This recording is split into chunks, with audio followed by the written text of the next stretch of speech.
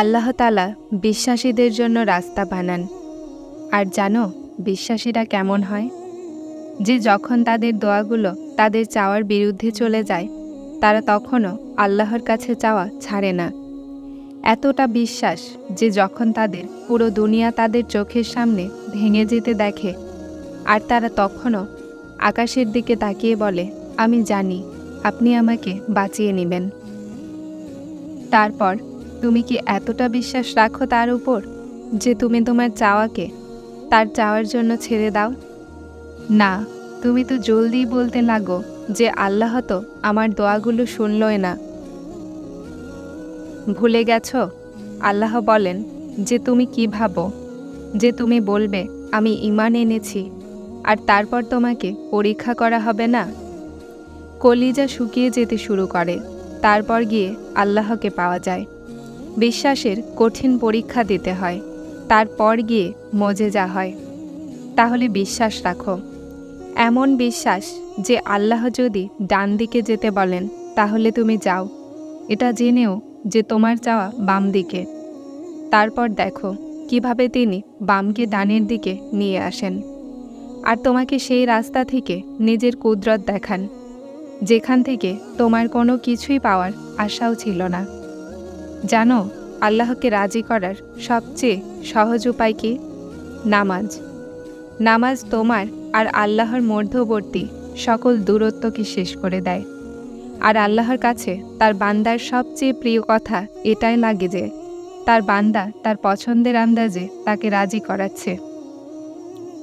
যখন তুমি আল্লাহর ভালোবাসার হক আদায় করার পর তোমার ভালোবাসার আরজি করো, তো আল্লাহ সেই আরজিতে একেবারে কোন বলে দেন।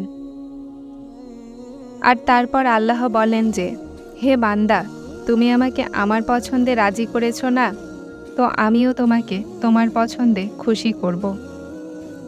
দুনিয়াতে কোনো ইবাদত বা কোনো আমল এমন নেই যা আল্লাহকে জলদি তোমাকে রাজি করাতে পারে। আল্লাহর কাছে নামাজের থেকে প্রিয় কোনো আমলই নেই। আর যে তার প্রিয়কে প্রিয় বানিয়ে নেয় না, আল্লাহ তাকে অফুরন্ত ভালোবাসে। যে সিজদাতে অস্বস্তি না খোঁজে, আল্লাহ তারপর তার দোয়াতে দেরি করেন না। নামাজ পরীক্ষায় তোমার জন্য আল্লাহর সবচেয়ে বড় উপহার।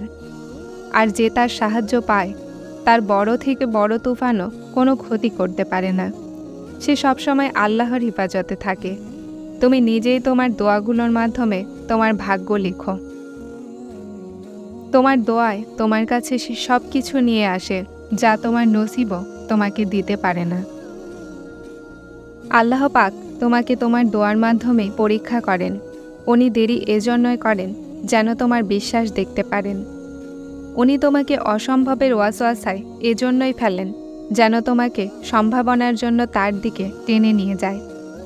তার সামনে তো পাতারও এতটা ক্ষমতা নেই যে নড়াচড়া করে, তাহলে তোমার হাতগুলোর তার সামনে ওঠা কিভাবে কাকতালীয় হতে পারে? উনি যখন তোমার দোয়াগুলোকে কবুলিয়তের জন্য বেছে নেন, তখন তিনি তোমার মনে দোয়া করার খেয়ালও নিজেই দিয়ে দেন। তুমি ভাবো যে যেটা চাচ্ছ সেটা কিভাবে কবুল হবে, কিন্তু তিনি তোমাকে বুঝতেই দেন না যে তিনি তোমাকেই তোমার দোয়া কবুলের উসিলা বানিয়ে দিয়েছেন। তুমি নসিব আর সময়ের সাথে লড়াই করো, এটা না ভেবেই যে নসিব লেখার এখতিয়ারও তো আল্লাহ পাক তোমাকে দিয়ে দিয়েছেন। যে নিজের দোয়ার মাধ্যমে যা চাও যখন চাও বদলে নাও। তোমার দোয়াগুলো সে সব কিছু করতে পারে যা তোমার ভাগ্য করতে পারে না। আর দোয়ার মাধ্যমে তো আল্লাহকেও পাওয়া যায়। তাহলে এই চাওয়া কি জিনিস? শুধু তোমাকে বিশ্বাস রাখতে হবে। শুধু তোমাকে বিশ্বাস রাখতে হবে যে তার কাছে যেটা চাওয়া হয় সেটা অবশ্যই পাওয়া যায়। তারপর তিনি তোমাকে সেখান থেকে দিবেন যেখান থেকে তোমার দোয়াও অবাক হয়ে যাবে। আল্লাহ তোমাকে এতটা সবর দিক যেন তোমার অন্তর যে কোনো পরিস্থিতিতেই প্রশান্ত থাকে। আল্লাহ তোমাকে এতটাই মজবুত বানিয়ে দিক যে কেউই যেন তোমাকে ভাঙতে না পারে। আল্লাহ তোমাকে এতটাই নিজের নিকটবর্তী করে নিক যে তোমাকে আর কারো কাছে যাওয়ার প্রয়োজনই না পড়ে। আল্লাহ তোমাকে তার এতটাই ভালোবাসা দিক যেন অন্য কারো ভালোবাসা পাওয়ার জন্য তুমি আফসোস না করো। আল্লাহ তোমাকে দুনিয়ার এতটা বুঝ দান করুক যেন তুমি তার প্রতিটা ফায়সালার উপরে রাজি হতে পারো। আল্লাহ তোমাকে এতটাই দিক যেন তুমি কারো মুখাপেক্ষী না হও। আল্লাহ তোমাকে তার খেয়ালে এতটাই মশগুল করে দিক যেন অন্য কারো খেয়াল আর কষ্ট না দেয়। কোরআনে আল্লাহ বলেন, সবর আর নামাজের মাধ্যমে সাহায্য প্রার্থনা করো। তাহলে দেখো, যখন এমন কোনো পরীক্ষা আসবে যে কোনো রাস্তা দেখতে না পাও, তুমি সত্যের পথে থেকেও সমস্যার সম্মুখীন হতে হয়, তাহলে তখন আল্লাহর ওপরে বিশ্বাস আরও দৃঢ় করে নিবে। তৎক্ষণাৎ উঠবে, অজু করবে, খুশির সাথে নামাজ আদায় করবে আর আল্লাহর কাছে সাহায্য চাইবে। যে আল্লাহ,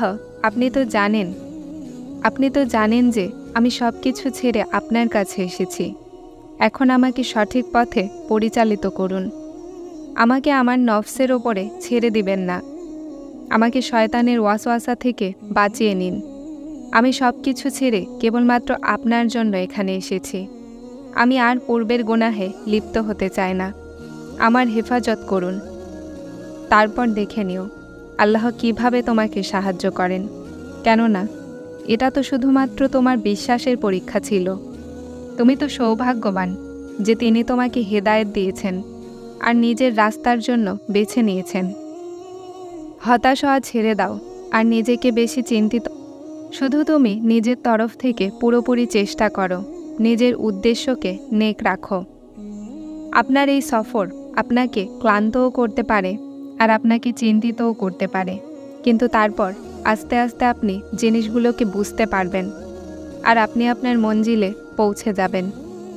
মনে রাখুন, আপনার জীবন অনেক মূল্যবান আর এখন আপনি যে জিনিস চাইছেন তা কেবলমাত্র আপনাকে জীবনের পরবর্তী স্টেপে নিয়ে যাবে। আপনি এগিয়ে যাচ্ছেন, নিজেকে উত্তম করছেন। চেষ্টা করুন আর আল্লাহ আপনাকে এমন এমন রাস্তা আর সুযোগ দিবেন যেগুলোর বিষয়ে আপনি কখনো ভাবতেও পারেননি। নিশ্চয় আল্লাহ অন্তরের গোপন কথাগুলো সম্পর্কেও অবগত। কিন্তু তুমি যখনই আল্লাহর সাথে কথা বলবে, নিজের মন এবং মস্তিষ্কের সব কথা তোমার মুখে বয়ান করবে। এটা ভাববে না যে আমি তো অনেক গুনাহগার, আমার আল্লাহ তো আমার উপরে অসন্তুষ্ট। এত সহজে রাজি হবেন না, আমার দোয়াগুলোকে কবুল করবেন না।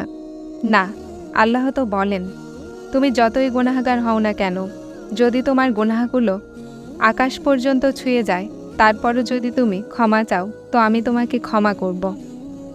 তারপর প্রতিটা দোয়া যা তুমি খুব করে চেয়েছিলে তা আল্লাহর কাছে যত্নে রাখা আছে। উনি তখন তোমাকে দিবেন যখন সঠিক সময় হবে, আর নিশ্চয় তোমার আরশে যাওয়া কোনো দোয়াই কোণ থেকে খালি আসবে না, ইনশাআল্লাহ। যারা ভিডিওটি দেখছেন, সাবস্ক্রাইব করে হেদায়েতের সাথে থাকুন।